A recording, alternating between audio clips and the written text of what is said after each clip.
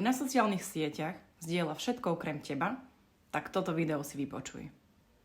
Stále pridáva fotky, výlety, všetky momenty, ktoré zažíva s kamarátmi, všetky jeho nové zážitky, ale ty sa na jeho profile nikdy neobjavíš.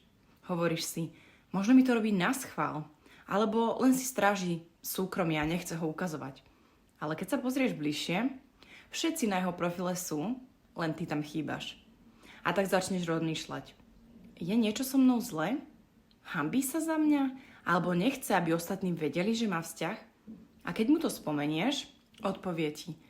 Zlato, nerieš to, sociálne siete vôbec nie sú dôležité. Ale pre teba to dôležité je. Pretože chceš byť súčasťou toho, čo zdieľa. A teraz úprimne. Chceš byť s niekým, kto ťa skrýva? Toto je otázka, ktorú si musíš položiť. Si pripravená začať meniť to, čo zažívaš vo vzťahoch? Ak áno, tak som tu pre teba.